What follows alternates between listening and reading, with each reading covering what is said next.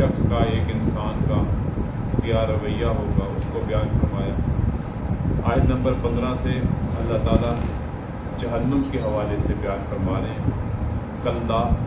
ہرگز نہیں، انہا لظیٰ بے شک وہ تو ایک آگ ہے، جہنم ایک آگ ہے، نزاعۃ للشویٰ کھالوں کو اتارنے والی، یعنی اتنی سخت ترین آگ ہے جو انسانی کھال کو ادھیڑ کے رکھ دے گی۔ انسانی کھال جو انسان کا چمڑا ہے اس کو بالکل جلا کے رکھ دے گی، اس کو خاکستر کر دے گی، اس کھال کو جسم سے جدا کر دے گی۔ یہ جہنم کی آگ کے بارے میں بیان کر رہے ہیں۔ اور پھر ارشاد ہوا جہنم کس طرح پکارے گی یا اپنی طرف کھینچے گی، تدعو من ادبر وتولی، اس کو بلائے گی جس نے پیٹھ پھیری اور منہ موڑا۔ مراد کون ہے؟ جس نے ایمان سے پیٹھ پھیری اور ایمان کی بات سے منہ موڑا۔ جب اپنے اپنے وقت کے اللہ کے بھیجے ہوئے انبیاء کرام نے قوموں کو اللہ کی طرف، اللہ کی وحدانیت اور اپنی رسالت کی طرف بلایا، انہوں نے اعراض کیا، روگردانی کی، منہ موڑا، پیٹھ پھیری، اللہ رب العزت اور اللہ کے رسول کی اس نافرمانی کی وجہ سے جہنم ان کو اپنی طرف پکارے گی، اور پکارے گی نہیں بلکہ اپنے اندر داخل کر کے رہے گی۔ وجمع فاوعى، اور اس کو بھی پکارے گی جس نے مال جمع کیا اور گن گن کے رکھا۔ مراد اس سے یہ ہے ایسا شخص جو نہ اپنی ضروریات کے لیے مال خرچ کرتا ہے، نہ اپنے اہل و عیال کی ضروریات کے لیے مال خرچ کرتا ہے، نہ لوگوں کے کام اور لوگوں کی ضرورتوں اور ان کی محتاجی کو ختم کرنے کے لیے مال خرچ کرتا ہے، بلکہ اپنے پاس گن گن کے رکھتا ہے، اس شخص کو بھی اس کے بخل کی وجہ سے جہنم اپنی طرف بلائے گی۔ ان الانسان خلق حلوعا، بے شک انسان کم ہمت پیدا ہوا ہے۔ ایک معنی خلوع کا یہ کیا گیا کہ انسان بڑا بے صبرا ہے، کم ہمت ہے۔ اس کی وضاحت اگلی 2 آیات میں بیان کی گئی، اس کی بے صبری اور کم ہمتی کا عالم کیا ہے۔ اذا مس الشر جزوعا، جب اسے کوئی تکلیف پہنچتی ہے، کوئی اللہ کی طرف سے آزمائش آتی ہے تو وہ چلا اٹھتا ہے، وہ چیخ اٹھتا ہے، ہائے میں مر گیا، ہائے میں کہاں پھنس گیا۔ یعنی وہ اس بجائے اس کے اس پر صبر کرے اور اللہ سے اجر سمیٹے، الٹا اس پر وویلا مچاتا ہے، بے صبری کا مظاہرہ کرتا ہے۔ اور پھر بے صبرا اور کم ہمت کس درجے کا، اگلی آیت میں ایک اور طرح سے اللہ نے بتایا، وَإِذَا مَسَّهُ الْخَيْرُ مَنُوعًا، جب اسے مال ملتا ہے تو بڑا بخیل ہے، پیچھے تکلیف پہنچی وہ کسی کی طرح بھی ہو سکتی ہے، مال کی کمی، اولاد کا نقصان، مکان کا نقصان، تو چیخ اٹھا۔ اور جب اس کو اللہ تعالیٰ نے اپنی مال کی نعمت سے نوازا تو اب اس کو کیا چاہیے تھا کہ اس کو اللہ کی راہ میں خرچ کرتا، مگر وہ اس میں بخل کا مظاہرہ کرتا ہے۔ اللہ فرماتے ہیں مگر کون لوگ جن کو جہنم اپنی طرف نہیں کھینچے گی، الا المصلین، مگر وہ نمازی، الذین هم علی صلاتهم دائمون، جو اپنی نماز پر ہمیشہ قائم ہیں، یعنی جو مواظبت کے ساتھ اور پوری نماز کے حقوق کی رعایت رکھتے ہوئے اس کو بڑی باقاعدگی کے ساتھ پڑھتے ہیں، اللہ تعالیٰ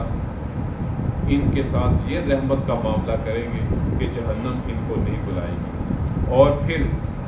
ان کو بھی نہیں بلائے گی۔ والذین فی اموالہم حق معلوم للسائل والمحروم، اور وہ جن کے مالوں میں حصہ معین ہے، یعنی زکوٰۃ کی صورت میں، صدقات کی صورت میں، خیرات کی صورت میں، اللہ تعالیٰ نے ان کو بڑا مال دیا، اب وہ کیا کرتے ہیں اپنے مال میں سے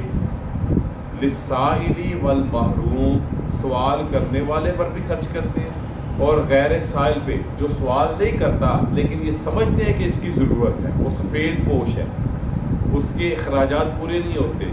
اس کے خرچے پورے نہیں نکلتے، لیکن وہ اپنی سفید پوشی کی وجہ سے کسی کے آگے ہاتھ نہیں پھیلاتا۔ لیکن یہ شخص جس کو اللہ نے اپنی مال کی نعمت سے نوازا ہے، وہ سائل اور غیر سائل ہر طرح کی ضرورتوں کو پورا کرنے میں لگا رہتا ہے۔ والذین یصدقون بیوم الدین، جو قیامت کے دن کا یقین رکھتے ہیں، یصدقون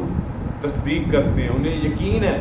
یہ سارے نیک اعمال وہ کیوں کرتے ہیں؟ کہ ان کو یقین ہے کہ ہمارا ایک ایک بیلا، ایک ایک پائی، ایک ایک روپیہ جو اللہ کی راہ میں ضرورت مندوں کی ضرورت کو پورا کرنے کے لیے خرچ ہو رہا ہے، اللہ تعالیٰ قیامت کے دن ہمیں اس کا یقیناً بدلہ عطا کریں گے۔ اور ہمارا ایک ایک سجدہ، ہماری زبان سے ایک ایک اللہ کی گئی تعریف ثنا، اللہ تعالیٰ اس کو ذخیرہ فرما رہے ہیں۔ یصدقون یوم الدین بیوم الدین، وہ قیامت کے دن کا یقین رکھتے ہیں۔ اور وہ کون ہیں؟ والذین هم من عذاب ربهم مشفقون، اور وہ جو اپنے رب کے عذاب سے ڈرنے والے ہیں، ان کو قیامت کا بھی یقین ہے اور وہ اپنے اللہ کے عذاب سے بھی ڈرتے ہیں۔ اور ڈرنے سے مراد کیا ہے؟ وہ اللہ کے عذاب سے پناہ مانگتے ہیں۔ ان عذاب ربهم غیر مامون، بے شک ان کے رب کے عذاب کا خطرہ لگا ہوا ہے۔ وہ سمجھتے ہیں کہیں پہ غلطی کی، کہیں پہ کوتاہی کی، کہیں پہ نافرمانی کی، کہیں پر حقوق اللہ اور حقوق العباد میں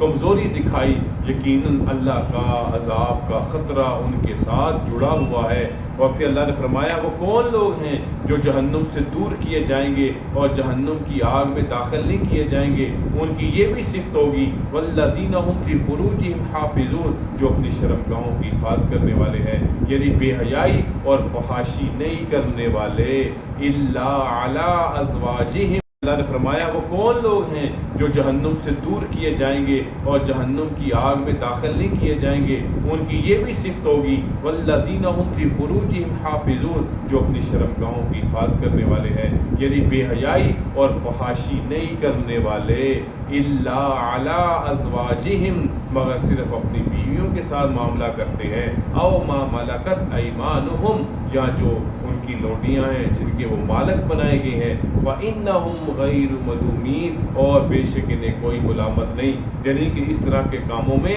ان سے کوئی ملامت نہیں، کیونکہ ان کا یہ عمل اللہ کے مقرر کردہ حلال طریقے سے ہے۔ اور پھر اللہ نے فرمایا فَمَنِ ابْتَغَىٰ، اور بس جو کوئی اس کے سوا وراء ذالک، جو اس کے سوا کوئی کام کرتا ہے اس طرح کا بے حیائی کا، فحاشی کا، بدکاری کا،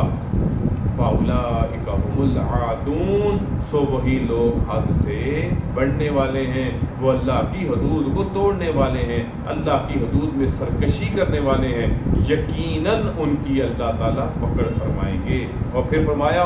ان خوبیوں کے مالک لوگوں میں سے ایک خوبی یہ بھی ہے ان کے اندر، والذین هم لاماناتہم وعہدہم راعون، جو اپنی امانتوں اور اپنے وعدوں کی رعایت رکھتے ہیں۔ اگر ان کے پاس کوئی امانت رکھی جاتی ہے تو وہ اس امانت کو کما حقہ واپس دیتے ہیں، اور جب وہ کسی سے کوئی وعدہ کرتے ہیں، کوئی عہد لیتے ہیں تو ان کو بھی پورا کرتے ہیں۔ نبی کریم صلی اللہ علیہ وسلم نے فرمایا لا دین لمن لا امانت لہ، اس بندے کا دین نہیں جو امانت دار نہیں۔ اور پھر آپ نے یہ بھی فرمایا لا دین لمن لا عہد لہ، اس بندے کا دین نہیں جو وعدہ پورا نہیں کرتا۔ تو ہمیں امانت، دیانت اور وعدہ پورا کرنے میں بڑا اپنے آپ کو خبردار رکھنا چاہیے، اور اگر کوئی آپ کے پاس امانت رکھوائے تو ہماری خوبی یہ ہونی چاہیے کہ ہم ایسے امین ہوں کہ اس کی امانت لٹا دیں۔ اور اس حوالے سے نبی کریم صلی اللہ علیہ وسلم کی سیرت مبارکہ شاہد ہے کہ آپ مکہ میں امین اور صادق کے نام سے شہرت رکھتے تھے، وعدہم، اور وعدوں کو پورا کرتے تھے، وعدوں کی رعایت کرتے تھے۔ وعدے کی کیا صورت ہے؟ اس کی وقت کی پابندی ہے۔ وعدے کی کیا صورت ہے؟ جس کے ساتھ آپ کوئی معاملہ کرے اس معاملے کو اپنے وقت پر پورا کریں، ان کی بھی رعایت رکھتے ہیں۔ والذین هم بشہاداتہم قائمون، اور جو اپنی گواہیوں پر قائم رہتے ہیں، یعنی جو انہوں نے کسی معاملے میں کوئی گواہی دی ہو اس پر وہ قائم رہنے والے ہیں، اس گواہی کی خلاف ورزی نہیں کرتے، اپنی گواہیوں پر قائم رہتے ہیں۔ سب سے بڑی گواہی تو اللہ پر، اللہ کے رسول پر ایمان لانا ہے، اور اس گواہی پر زندگی پر قائم رہتے ہیں، اور موت کے وقت بھی اس گواہی پر اپنے آپ کو اسی حالت میں اپنی روح کو اللہ کے حوالے کرتے ہیں۔ والذین هم علی صلاتہم یحافظون، اور یہ وہ لوگ ہیں جو اپنی نمازوں کی حفاظت کرتے ہیں۔ اگر آپ غور کریں کہ نماز شروع میں بھی اس کا ذکر آیا جب ان کی خوبیاں بیان ہونے لگی جو جہنم سے دور کیے جائیں گے، جیسے یہ آیا الا المصلین، مگر نمازی، اور یہاں پر الذین هم علی صلاتهم دائمون، اور اپنی نمازوں پر ہمیشہ قائم ہے۔ اور یہاں پر بھی اللہ نے جب اس بات کو ختم کیا، شروع بھی نماز سے اخیر بھی نماز سے، اس سے اندازہ لگایا جا سکتا ہے کہ نماز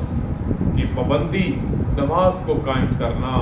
اس کو ادا کرنا اپنے وقت پر کتنا اہم کام ہے، اور اللہ کے ہاں یہ کتنی بڑی عظمت والا جو فرض ہے۔ والذین هم علی صلاتهم یحافظون، اور وہ اپنی نمازوں کی بھی حفاظت کرتے ہیں، یعنی ان کو اپنے وقت پر پورے آداب و شرائط کے ساتھ ادا کرتے ہیں۔ اور اللہ نے فرمایا یہ ہرگز ہرگز ہرگز جہنم ان کو نہیں پکارے گی، بلکہ کیا ہے، اولئک فی جنات مکرمون، وہی لوگ باغوں میں عزت سے رہیں گے۔ جنات سے مراد جنت کے باغات ہیں، جنات سے مراد جنت کی نعمتیں ہیں، جنات سے مراد جنت کی وہ لذتیں ہیں، وہ جنت کے سکون اور آرام ہے جس کا دنیا کا کوئی نعمت اس کا مقابل نہیں، اور جس کا کوئی بھی نعمت بدل نہیں۔ جب یہ خوبیاں ہم میں پیدا ہوں گی، نمبر 1 نماز، نمبر 2 اپنے مال کو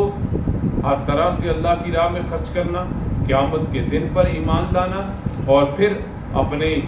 فروج کی، اپنی شرمگاہوں کی حفاظت کرنا،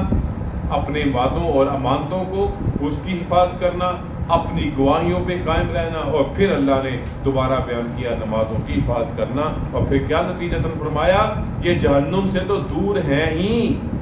اللہ تعالیٰ ان کو اولئک فی جنات مکرمون، وہی لوگ باغوں میں عزت سے رہیں گے۔ اللہ تعالیٰ ہمیں ان صفات کا حامل فرما کر جہنم سے دور تر فرمائے، اور جنت میں بڑے اعزاز و اکرام کے ساتھ داخل فرمائے۔ وآخر دعوانا الحمدللہ رب العالمین، والصلاۃ والسلام علی رسول الکریم۔ ربنا آتنا فی الدنیا حسنۃ وفی الآخرۃ حسنۃ وقنا عذاب النار۔ ربنا لا تزغ قلوبنا بعد إذ هديتنا وهب لنا